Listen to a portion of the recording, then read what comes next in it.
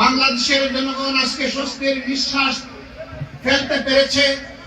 আমি সর্বপ্রথম 2009 সাল থেকে শুরু করে এ পর্যন্ত যারা শাহাদত বরণ করেছেন, বিশেষ করে সম্প্রতি বৈষম্য বিরোধী ছাত্র আন্দোলনে স্বৈরাচারের সকল অপকৌশল রুখে দেওয়ার জন্য যারা জীবন দিয়েছেন, মহান মানবের দরবারে তাদের জন্য আমি শাহাদত কামনা করছি। ভাই ও বন্ধুগণ, এর পাশাপাশি লক্ষ লক্ষ মানুষ স্বৈরাচারের লেলিয়ে দেওয়া গুন্ডা বাহিনী এবং পুলিশের আক্রমণে যারা আহত হয়েছেন, যারা হাসপাতালের বেডে কাতরাচ্ছে, যারা দুঃসহ যন্ত্রণা নিয়ে বর্তমানে বেঁচে আছেন, আমি তাদের প্রতি গভীর সমবেদনা জ্ঞাপন করছি এবং মহান মওলার দরবারে তাদের সুস্থতা কামনা করছি। আপামর জনগণ, 1.5 বছরের শিশু কুলো নিয়ে সেদিন যে মা রাস্তায় নেমে এসেছিলেন, সেই 1.5 বছরের শিশু থেকে শুরু করে 90 বছরের বৃদ্ধ পর্যন্ত স্বৈরাচারকে রুখে দেওয়ার জন্য, নিজেদের অধিকার আদায় করার জন্য যারা মাঠে নেমেছিলেন, আমি বাংলাদেশের 18 কোটি মানুষকে অভিনন্দন জানাচ্ছি। সম্মানিত ভাই ও বোনেরা, আজকে এই দুর্যোগপূর্ণ আবহাওয়ার মুষলধারে বৃষ্টি উপেক্ষা করে আপনারা যারা এখানে হাজির হয়েছেন, আমি আমার অন্তরের অন্তঃস্থল থেকে তাদের প্রতি কৃতজ্ঞতা এবং ধন্যবাদ জ্ঞাপন করছি। আজকে আপনারা যেভাবে বৃষ্টি উপেক্ষা করে এখানে হাজির হয়েছেন, বৃষ্টি আল্লাহ তাআলার রহমতের ফসল। আল্লাহ তাআলার দরবারে দোয়া করি এই বৃষ্টি যেন আমাদের রহমতের কারণই হয়। যদি প্রয়োজন হয় জাতির প্রয়োজনে, তাহলে গুলি বৃষ্টিকেও মোকাবেলা করার সাহস আমাদেরকে সঞ্চয় করতে হবে ইনশাআল্লাহ। এদেশের 18 কোটি মানুষ প্রমাণ করেছে যে এই দেশের মানুষ তার অধিকার আদায়ের জন্য প্রয়োজনে গুলি বৃষ্টিকেও পরোয়া না করে সামনের দিকে এগিয়ে যাবে। এই সময়ের একটা বিখ্যাত ডায়ালগ, একজন বসকে আরেকজন অধীনস্থ 5-6টা কুকুর বলছে, স্যার গুলি করি, একজন পড়ে আরেকজন তো নড়ে না স্যার, দাঁড়ায় থাকে, সামনের দিকে এগিয়ে যায়। এটি সাহসী এবং বীর জাতির পরিচয়। আমি বীরদেরকে অভিনন্দন জানাই। সম্মানিত ভাইয়েরা, এ দেশ আমাদের, আল্লাহ তাআলা এখানে আমাদেরকে পয়দা করেছেন। আমাদের কোন দাদার দেশ, মাসির দেশ, খালার দেশ, চাচার দেশ নাই। আমাদের একটাই। আমরা আল্লাহ তাআলার কাছে শুকরগুজারি করি, আল্লাহ যেন এই দেশের মাটি বুকে আঁকড়ে আমাদেরকে এখানেই থাকার তৌফিক দান করেন। আমরা যেন আমাদের অন্তর উজাড় করে দেশ এবং জাতিকে ভালোবাসতে পারি। রক্ত চক্ষু উপেক্ষা করে আমরা যেন আমাদের নির্দিষ্ট গন্তব্যের দিকে এগিয়ে যেতে পারি। আল্লাহ যেন আমাদেরকে তৌফিক দান করেন। এদেশের জনগণ সাক্ষী, বিশ্ববাসী সাক্ষী। স্বৈরাচারী সরকার গেল 15.5 বছর যেই দলটির উপর সবচেয়ে বেশি অত্যাচারের স্টিম রোলার চালিয়েছে, এই দলের নাম বাংলাদেশ জামাতে ইসলামী। এই দলের নাম ইসলামী ছাত্র শিবির, এই দলের নাম বাংলাদেশ ইসলামী ছাত্রী সংস্থা, বাংলাদেশ শ্রমিক কল্যাণ ফেডারেশন। এক এক করে বাংলাদেশের জনগণের শ্রেষ্ঠ সন্তানদেরকে বিচারিক কুর মাধ্যমে হত্যা করা হয়েছে। একজন নয়, দুজন নয়, এক এক করে 11 জন মাতার ফাঁদ আমাদের দায়িত্বশীলদেরকে আমাদের থেকে কেড়ে নেওয়া হয়েছে। আমরা আল্লাহ তাআলার দরবারে দোয়া করি তারা এবং এই জালিমদের জুলুমের প্রতিবাদ করতে গিয়ে যারা জীবন দিয়েছেন, আল্লাহ যেন আমাদের সব কয়টি ভাই বোনকে মর্যাদাবান শহীদ হিসাবে কবুল করেন। রব্বুল ইজ্জত যেন ময়দানে হাশরে, আদালতে, আখিরাতে, জান্নাতে শহীদদের নেতা হযরত হামজা রাদিয়াল্লাহু তাআলা আনহুর মিছিলের সদস্য এবং মিছিলের অগ্রভাগে তাদেরকে যেন আল্লাহ কবুল করে নেয়। সম্মানিত ভাই ও বোনেরা, এতটা ঠিক যে শুধু আমরাই এখানে জালিমের হাতে নিগৃহীত হইনি, জালিমের হাতে অন্যান্য বিরোধী দলের সমস্ত নেতা কর্মীরাই নিগৃহীত ছিলেন। শুধু নেতা কর্মীরাই নিগৃহীত ছিলেন না, এই জালিমদের হাতে রাস্তার একজন ভিক্ষুক থেকে শুরু করে 18 কোটি মানুষ সকলেই নিগৃহীত ছিলেন। ভিক্ষুক ভাই বোনটি সকালবেলা কোনো জায়গায় ভিক্ষা করতে হলে সন্ত্রাসী গুন্ডা চাঁদাবাজদেরকে চাঁদা দিয়ে তারপরে ভিক্ষার কাজ শুরু করে।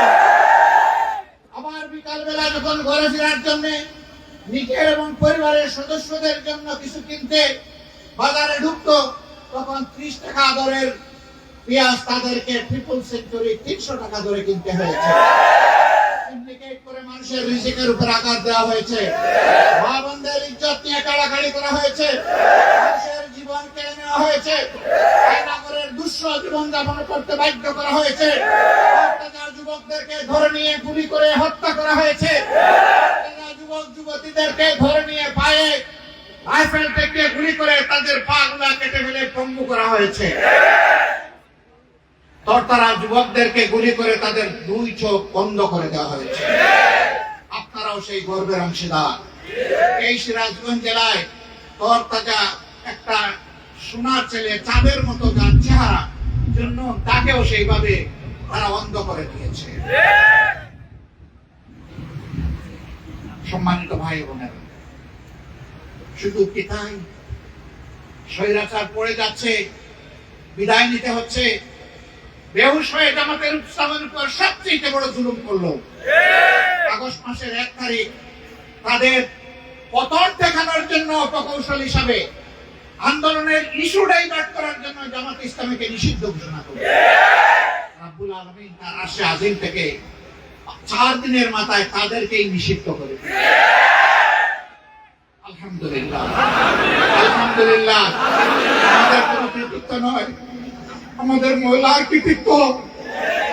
সেদিন আবেগে উচ্ছ্বাসে আমাদের ভাইয়েরা রাস্তায় নামতে চেয়েছিলেন, আমরা বলছি নামতে পারবেন সেজদা দেওয়ার জন্য, মিছিলের জন্য নয়, জনসভার জন্য নয়, উচ্ছ্বাস প্রকাশ করার জন্য নয়। ফাসাব্বিহ বিহামদি রাব্বিকা ওয়াস্তাগফির। আমরা আহ্বান জানিয়েছিলাম, আসুন সেই মওলার করে আমরা শুকরিয়া আদায় করি, সেজদায় মাথা লুটিয়ে পড়ে 2 রাকাত শুকরানা নামাজ আদায় করি, মন ভরে একটা রোজা রাখি, তৌফিক অনুযায়ী সাদকা করি। আল্লাহ যেন আমাদের এই সাদকা, আমাদের এই কুরবানিকে কবুল করে। দেশে বিদেশে আমাদের ভাইরা আলহামদুলিল্লাহ তাই করেছে। আমরা এ পর্যন্ত একটা বড় মিটিং করি নাই, আজকেও সিরাজগঞ্জে কোনো জনসভার জন্য হাজিরা দিই নাই। একান্ত আপনজনদের সাথে দেখা করতে, কথা বলতে এসেছি। মন ভরে আপনাদেরকে দেখতে চেয়েছিলাম। আল্লাহ পাকের ইচ্ছা, আল্লাহ তাআলা আসমান থেকে বৃষ্টি নাযিল করেছেন, তারও খুবই প্রয়োজন ছিল। এই কয়েকদিন ধরে বাংলাদেশ পড়ছিল, আল্লাহ তাআলা রহমত হিসেবে তার বৃষ্টি আমাদের উপর নাযিল করেছেন। আমরা আল্লাহ শুকরিয়া আদায় করি তার প্রতিটি নিয়ামতের জন্য। আমরা অনেক সময় নিয়ামত সাথে সাথে হয়তো বা বুঝি না, কিন্তু আল্লাহ তাআলা তার মধ্যেই আমাদের জন্য কল্যাণ রাখেন। এই বৃষ্টি যেন সমস্ত জাতির জন্য কল্যাণ বয়ে আনে, সেই দোয়া করি আল্লাহর দরবারে। সম্মানিত ভাই বোনেরা, কি করব তাহলে? যাদের উপরে এত বেশি অত্যাচার করা হয়েছে, নির্যাতন করা হয়েছে, জুলুম করা হয়েছে, এখন কি ঘরে ঘরে জালিমদেরকে আমরা নিজ হাতে আইন তুলে নিয়ে তাদেরকে আমরা শাস্তি করব? আমরা তাহলে কি করব? আমরা মক্কা বিজয়ের পথ ধরে আমরা গিয়ে হাজির হব কাবার চত্বরে। আমি আপনাদের পক্ষ থেকে শুকরিয়া আদায় করার জন্য 5 দিনের সফরে খানায় কাবার সামনে গিয়ে হাজির হয়েছিলাম। আজকে আপনাদের এই ভাই রফিকুল ইসলাম খানও একজন সফর সঙ্গী ছিলেন। আমরা সেখানে গিয়ে চোখের পানি দিয়ে আল্লাহর দরবারে শুকরিয়া আদায় করেছি। আর কিছু দরখাস্ত এই জাতির জন্য আল্লাহর দরবারে রেখে এসেছি। আমরা আশা করছি আমাদের মওলা আমাদের দরখাস্ত কবুল করবেন ইনশাআল্লাহ। আমরা ভয় করব আল্লাহকে, ভালোবাসবো কাকে? আমাদের সমস্ত ভালোবাসা হবে কার জন্য? আমরা যদি কারো বিরুদ্ধে প্রতিরোধ করে তুলি, সেটা হবে কার জন্য? সবকিছু হবে আল্লাহর জন্য ইনশাআল্লাহ। যেই জমিনের মানুষেরা আল্লাহর জন্য তৈরি হয়ে যায়, আল্লাহ তাআলা আসমান থেকে সমস্ত রহমত এবং বারাকাত দোয়া তাদের জন্য তুলে দেন। সেই পথ ধরে আমি বলছিলাম, মক্কা বিজয় হয়েছিল, রাসূল করিম সাল্লাল্লাহু আলাইহি ওয়াসাল্লাম কাবার চত্বরে হাজির, যাচ্ছেন সামনের দিকে, তার মাথা এতটাই বিনয়নত হয়ে গেল আল্লাহর দরবারে যে তার চিবুক, তার উটের কুচ স্পর্শ করে ফেলল। সমস্ত দাড়ি আল্লাহর শুকরিয়া আদায় করতে করতে তার চোখের পানিতে ভিজে গেল। হাজির হয়ে জিজ্ঞেস করলেন, হে লোক সকল, তোমরা যারা আমার বোন সুমাইয়াকে হত্যা করেছিলে, তোমরা যারা আম্মারকে হত্যা করেছিলে, তোমরা যারা বেলালকে টেনে এসে তার চামড়া দেহ থেকে কষিয়ে ফেলেছিলে, তোমরা যারা তক্তরদের মধ্যে তাকে শুয়ে দিয়ে মুখের উপর পাতা চাপা দিয়েছিলে, তোমরা যারা হাম্মারকে আগুনের বিছানায় শুয়ে রেখেছিলে দিনের পর দিন, আজকে তোমরা আমার কাছে কি চাও? তারা বলেছিল, আপনি আমাদের উত্তম ভাতিজা, আপনি আমাদের উত্তম ভাই। তিনি বলেছিলেন, এই কথা দুটির উপহার হিসেবে আজ মাহমুদের হারামের ভিতরে যারা আশ্রয় নিবে তাদের সকলের জান মাল ইজ্জত সম্পূর্ণ নিরাপদ। আজকে এক সময়ের দুর্দর্শ শত্রু আবু সুফিয়ানের বাড়ির সীমানার ভিতরে যারা আশ্রয় নিবে তাদেরও জান মাল এবং ইজ্জত সম্পূর্ণ নিরাপদ। তবে 10জন লোককে যেখানে পাওয়া যাবে তাদেরকে হত্যা করতে হবে। এ কারণে নয় যে তারা আল্লাহ এবং আল্লাহ রসুলকে গালি দিয়েছে, বরঞ্চ এ কারণে যে তারা ছিল হত্যাকারী। মৃত্যুদণ্ড হলো হত্যার সঠিক রায়, সঠিক বিচার। ওই রায় তাদের উপরে কায়েম করা হবে। আরো অনেকে ভয়ে পালিয়ে গেল। আবু জেহেলের সন্তান ইকরামা কাফের ছিলেন, তিনি জান বাঁচানোর জন্য ইয়ামানে পালিয়ে গেলেন। তার স্ত্রী এগিয়ে এসে বায়াত কবুল করলেন, ঈমান কবুল করলেন। কেঁদে কেঁদে বললেন, হে আল্লাহর রাসূল, আল্লাহর এক বান্দির একটা আবেদন আপনি কি মঞ্জুর করবেন? তিনি বললেন, বলো, তুমি কি বলতে চাও? যে আমি তো আপনার কাছে আল্লাহ তাআলার পক্ষ থেকে আমার স্বামীর প্রাণ ভিক্ষা চাচ্ছি। মায়ের জাতিকে সম্মান করে বললেন, যাও, তাকে নিরাপত্তা দেওয়া হবে, যাও তুমি তাকে নিয়ে এসো। ইয়ামানে গিয়ে স্বামীকে নিয়ে আসলেন। আল্লাহ তাআলা তার জীবন পাল্টে দিলেন। তিনি কাতেবে ওহী হয়ে গেলেন, হাদিসের রাবি হয়ে গেলেন, যুদ্ধের ময়দানে সেনাপতি হয়ে গেলেন, হাতে পতাকা নিয়ে যুদ্ধ করতে করতে শহীদ হয়ে গেলেন। আরেকজন আবু সুফিয়ানের দুর্দর্শ স্ত্রী হিন্দা, যে উহুদের ময়দানে আল্লাহর রাসূলের কলিজার টুকরা চাচা, যিনি উহুদ যুদ্ধে সেকেন্ড ইন কমান্ড ছিলেন, সেই হযরতে হামজা রাদিয়াল্লাহু তাআলা আনহু শাহাদাতের পর বুক চিরে নিষ্ঠুর হাত দিয়ে কলিজা টেনে বের করে চিবিয়ে খেয়েছে। সে চিন্তা করলো, সবাইকে ক্ষমা করলে মুহাম্মদ আমাকে ক্ষমা করবেন না, সাল্লাল্লাহু আলাইহি ওয়াসাল্লাম। তাকে লোকেরা ধরে ধরে আল্লাহ রাসূলের সামনে নিয়ে গেল। সে বিশ্বাস করতে পারছে না তাকে আল্লাহ রাসূল ক্ষমা করবেন। লোকেরা বললেন, হে আল্লাহ রাসূল, তার অপরাধের কারণে সে বিশ্বাস করে না যে আপনি তাকে ক্ষমা করবেন। আপনি কি রাহমাতুল লিল আলামিন, তাকে আপনি কি ক্ষমা করে দিবেন? তিনি বললেন, হে হিন্দা, তোমাকেও ক্ষমা করে দিলাম। এবার বায়াত নিয়ে আল্লাহ রাসূল একটা কথা বললেন যে, বলো, চুরি করব না। বলে যে, আমি কিন্তু আবু সুফিয়ান খুবই কৃপণ, তার ধন মাল মাঝে মাঝে আমি গোপনে খরচ করি ফেলি, এটা কি চুরির পর্যায়ে পড়বে? কই না, পড়বে না। এরপরে বললেন যে, সন্তান হত্যা করবে না। বলে যে, হ্যাঁ, সন্তান বড় কষ্টে লালন করেছিলাম, তুমি বদর যুদ্ধে আমার 2টা সন্তানকে খতম করে দিয়েছো।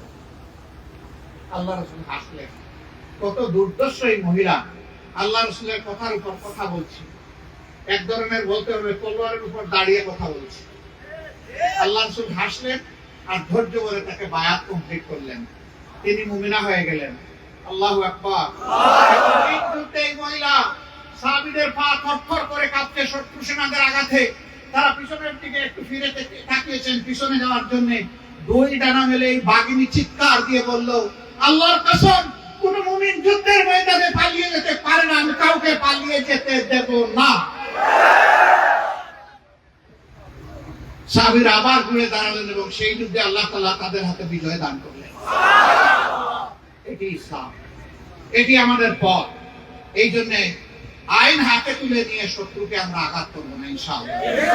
কিন্তু আমি ব্যক্তি, এমনকি জামাত ইসলামের আমির হিসাবেও জামাত ইসলামী এবং তার বিভিন্ন প্রতিষ্ঠানের সংগঠনের, সহযোগী সংগঠনের নেতা কর্মীরা যারা ক্ষতিগ্রস্ত হয়েছেন, শহীদ হয়েছেন, আহত হয়েছেন, যাদের রিজেকের উপর আঘাত দেওয়া হয়েছে, সম্মানের উপর আঘাত দেওয়া হয়েছে, রিমান্ডে নিয়ে কষ্ট দেওয়া হয়েছে, যাদেরকে পঙ্গু করা হয়েছে, তাদের পক্ষ থেকে ক্ষমা করার কোনো দায়িত্ব এবং অধিকার আমার নেই। এই ক্ষতিগ্রস্ত ব্যক্তি কিংবা তার পরিবার যদি তারা কোনো বিচার চায়, যেটা তাদের অধিকার, জামাত ইসলামের দায়িত্ব হবে তাদেরকে সর্বাত্মক সহযোগিতা। শুধু তাই নয়, আমাদের সংগঠন নয়, বাংলাদেশের যে কোনো মুসলিম নাগরিক যদি আদালতে ন্যায় বিচারের জন্য তারা নিজেকে পেশ করে, আমরা তাদেরকেও সর্বাত্মক সহযোগিতা করব। বিচার পাওয়ার অধিকার মানুষের রয়েছে। যারা জুলুম করেছেন তাদের উচিত, তারা তো সবসময় বলেছেন যে বিচার বিভাগ স্বাধীন আর আইন সকলের জন্য সমান। এখন এই সমান আইনটা আপনাদেরও একটু দেখা দরকার। আর সেই বিচার বিভাগের স্বাধীন রায় আপনাদের মেনে নেওয়া দরকার। যার যেখানে পোস্টিং হবে তাকে সেখানে যেতে হবে। খুনের দায়ে যিনি অভিযুক্ত হবেন, যদি তার ফাঁসি হয়, তাকে ফাঁসি বরণ করে আমাদের নেতৃবৃন্দকে আল্লাহ তাআলা কবুল করেছেন। শুকর মাহবুদের শহীদ আমির জামাত সন্তানকে জিজ্ঞেস করছেন, বাবা ফাঁসির মঞ্চে কি ধরনের ড্রেস পরে যাব বলো তো? আল্লাহু আকবার। কতটা প্রশান্ত আত্মা হলে, কলবে সালিম হলে, নফসে মুতমাইন্না হলে এই ধরনের কথা মৃত্যুর মুখোমুখি দাঁড়িয়ে বলা যায়। হাসি মুখে গিয়েছেন, ফাঁসি বরণ করেছেন, কোনো আফসোস নেই। আমরা আল্লাহ শুকরিয়া আদায় করি। আল্লাহ তুমি সাক্ষী থাকো, আমরা শুধু নই, এই জাতির তারাই ছিলেন শ্রেষ্ঠ সন্তান। আমাদের বাগানের শ্রেষ্ঠ গোলাপগুলাকে তুমি শহীদ হিসাবে কবুল করো মাবুদ। আর তাদের ওই গোলাপি রক্তের রং দিয়ে বাংলাদেশকে তুমি পাক সাফ করে দাও। সম্মানিত ভাই ও বোনেরা, এই দেশ আমাদের দেশ। আমরা দেশ এবং জাতিকে ভালোবাসি, প্রত্যেক নাগরিককে ভালোবাসি। আমরা কিন্তু দল ধর্মে এই দেশকে আর বিভক্ত দেখতে চাই না। যারা দেশের ভালো চায় না, তারাই কেবল জাতিকে বিভক্ত করে দুঃশাসন চালাতে চায়। আমরা একটা ঐক্যবদ্ধ জাতি চাই। যিনি মুসলমান তিনি এই দেশের নাগরিক, যিনি হিন্দু তিনি এই দেশের নাগরিক, যিনি বৌদ্ধ খ্রিস্টান তিনি এই দেশের নাগরিক। নাগরিক হিসাবে যার যে অধিকার আছে তাকে সেই অধিকার অবশ্যই দিতে হবে। সেই অধিকার নিশ্চিত করার জন্যই আমাদের এই লড়াই। আমরা সামাজিক সুবিচার কায়েম করতে চাই। বিচার এক একজনের জন্য এক একটা হবে না। ধর্ম দেখে, দল দেখে, মুখ দেখে বিচারের রায় আর বাংলাদেশে করতে দেওয়া হবে না। প্রধান বিচারপতিকে অভিনন্দন জানাই। তিনি বলেছেন ন্যায় বিচার নিশ্চিত করতে হলে বিচার বিভাগকে সত্যিকারেই স্বাধীন করে দিতে হবে এবং বিচার বিভাগের জন্য আলাদা মন্ত্রণালয় এবং আলাদা সচিবালয় থাকতে হবে। আমি দায়িত্ব নিয়ে আমাদের দলের পক্ষ থেকে তাকে সমর্থন দিচ্ছি। আমরা বর্তমান অন্তর্বর্তীকালীন সরকারকে অনুরোধ করব, প্রধান বিচারপতির কথা ভালো করে অনুধাবন করুন এবং তাই বাস্তবায়ন করুন। আমরা কেউ চিরদিন বেঁচে থাকবো না এবং কেউ দীর্ঘদিন ক্ষমতায় থাকবেন না। সম্প্রতি স্বৈরাচারের কথা তাই প্রমাণ করেছে। দেশের জন্য আসুন আমরা সবাই মিলে ভালো কিছু করে যাই। এই সরকারের কাছে জনগণের অনেক প্রত্যাশা। আমরা কেউ কেউ বলছি যে নির্বাচনের একটা রোড ম্যাপ দিতে হবে। আমরা বলি দুটি রোড ম্যাপ দিতে হবে। কয়টা রোড ম্যাপ? দুটি। প্রথমে দিতে হবে সংস্কারের রোড ম্যাপ। এই সংস্কার ওনারা করবেন আর তার টাইমলাইন কি হবে, কতদিনের মধ্যে এই সংস্কার সম্পন্ন হবে। জাতি প্রথমে তাদের কাছে এটাই প্রত্যাশা করে। এর হাত ধরে দ্বিতীয় রোড ম্যাপ আসবে, সেটি হচ্ছে নির্বাচনের রোড ম্যাপ। প্রথম রোড ম্যাপটা যদি সফল হয়, ইনশাআল্লাহ দ্বিতীয় রোড ম্যাপ সফল হবে। প্রথমটা ব্যর্থ হলে দ্বিতীয়টার কোনো প্রয়োজন নাই। দ্বিতীয়টা দিয়ে কিছুই হবে না। এই জন্য প্রথমটাই সফল করতে হবে, এটি আমাদের মূল দাবি এবং তার হাত ধরে দ্বিতীয়টা ইনশাআল্লাহ অবিলম্বে দিতে হবে। আমরা বলেছি যৌক্তিক সময়। ওনারা সবাই জ্ঞানী মানুষ, ওনারাও দেশের নাগরিক। আমরা যেমন এই দেশকে অন্তরে ধারণ করি, তারাও এই দেশকে অন্তরে ধারণ করেন, জনগণকে ধারণ করেন। আমরা আল্লাহর দরবারে দোয়া করি, আল্লাহ যেন তাদের বক্ষ খুলে দেন, তাদের দূষণকে আল্লাহ তাআলা যেন দূরবর্তী করে দেন, আল্লাহ যেন তাদেরকে বিচক্ষণতা দান করেন এবং প্রত্যেকটি সিদ্ধান্ত তারা যেন দেশের স্বার্থে আল্লাহকে ভয় করে গ্রহণ করতে পারে।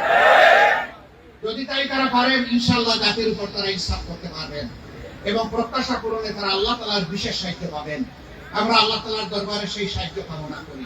কিন্তু সেই আমরাই যদি দেখি যে ওনারা শুধু ব্যর্থই হচ্ছেন না, বরঞ্চ ভিন্ন পথে হাঁটছেন, তাহলে সবার আগে যেমন আমরা দোয়া সমর্থন দিচ্ছি, সবার আগে তার প্রতিবাদও করবো। তবে আমরা ওই প্রতিবাদের জায়গাটায় যেতে চাই না। আমরা আশাবাদী থাকতে চাই ওনারা ইনশাল্লাহ করবেন, এবং আশাবাদী থাকতে চাই ইনশাল্লাহ ওনারা পারবেন। আমরা এই জায়গায় দাঁড়িয়ে তাদেরকে আবারও কথা দিচ্ছি, সঙ্গত সকল কাজে আমাদের সর্বাত্মক সহযোগিতা পাবেন ইনশাআল্লাহ। সম্মানিত ভাইরা, আসুন আজকে শপথ নিই যে আমরা যে কোনো মূল্যে জাতিকে ঐক্যবদ্ধ করব এবং ঐক্যবদ্ধ থাকবো। পাহাড়ের সমতলে যত ষড়যন্ত্র হবে, আমরা 18 কোটি মানুষ 36 কোটি হাত দিয়ে আল্লাহর উপর ভরসা করে তার রুখে দেব ইনশাআল্লাহ। এই ব্যাপারে জনগণ কারোর সাথে আপোষ করবে না। আল্লাহ রাব্বুল আলামিন এই সিরাজগঞ্জের মাটিকে ন্যায় ইনসাফের জন্য কবুল করুন। আল্লাহ কোরআন এবং রাসূলের সুন্নাহর জন্য কবুল করুন। দ্বীন কায়েমের একটা দুর্জয় ঘাটিতে পরিণত করুন। সমস্ত মানুষের অন্তরে আল্লাহ এবং তার কোরআনের ভালোবাসা, তার রাসূলের ভালোবাসা আল্লাহ পয়দা করে দিন। আল্লাহ তাআলা দেশের উপর শান্তির ফয়সালা দান করুন। আমাদের দেশের যে স্বাধীনতা, দ্বিতীয় স্বাধীনতা যেটাকে বলা হয়েছে, আল্লাহ তাআলা নিজে এটাকে হেফাজত করুন। এটাকে আল্লাহ তাআলা দীর্ঘস্থায়ী করুন। দেশের স্বাধীনতা এবং সার্বভৌমত্বের বিরুদ্ধে যারা ষড়যন্ত্র করছে, আল্লাহ নিজেই তাদেরকে ব্যর্থ করে দিন। মহান আল্লাহর দরবারে দোয়া করি, আল্লাহুম্মা ইন্না নাজআলুকা ফি নুহুরিহিম ওয়া নাউযু বিকা মিন শুরুরিহিম। আল্লাহই আমাদের জন্য যথেষ্ট। হাসবুনাল্লাহু নি'মাল ওয়াকিল, নি'মাল মাওলা ওয়া নি'মান নাসির। আরেকবার আল্লাহর দরবারে, মহান রবের দরবারে শুকরিয়া আদায় করে, মহান রবের দরবারে শুকরিয়া আদায় করে, আল্লাহ তাআলা এখন একটা এয়ার কন্ডিশন পরিবেশ দিয়েছেন, তাই না? কিসের ফসল এটা? আল্লাহ তাআলার রহমতের ফসল এবং আপনাদের ধৈর্যের পাওনা। আল্লাহ তাআলা সবসময় ধৈর্যশীলদেরকে সুসংবাদ দিয়েছেন। আমরা আল্লাহর কাছ থেকে অনবরত রহমত পেতে চাই। আল্লাহ রাব্বুল আলামিন আপনাদের হায়াতে, সেহাতে, ইজ্জতে, ইলমে, আমলে, রিজেকে আল্লাহ তাআলা বরকত দান করুন। আমার জন্য এবং আমার কেন্দ্রীয় সাথীদের জন্য দোয়া করবেন, আমাদের কোনো ভুল সিদ্ধান্তের জন্য এই জাতির ক্ষতির কারণ না হয়। আমাদের প্রতিটি সিদ্ধান্তের উপরে আল্লাহর সন্তুষ্টি যেন থাকে, এবং আমরা আল্লাহ ছাড়া কাউকে যেন সিদ্ধান্ত গ্রহণে পরোয়া না করি। এমন একটা জাতি গঠনে আল্লাহ যেন আমাদেরকে তৌফিক দেন, যে জাতি শুধু আল্লাহকেই ভয় করবে, আর বাকি কাউকে ভয় করবে না। আল্লাহ তাআলার দরবারে আপনাদের সকলের জন্য দোয়া কামনা করে, আমাদের নিজেদের জন্য দোয়া কামনা করে আমি এখানে বিদায় নিচ্ছি। ওয়া আলাইনা ইল্লাল বালাগ। আসসালামু আলাইকুম ওয়া রাহমাতুল্লাহি ওয়া বারাকাতুহু। বাংলাদেশ জিন্দাবাদ। বাংলাদেশ জামাতে ইসলামী জিন্দাবাদ।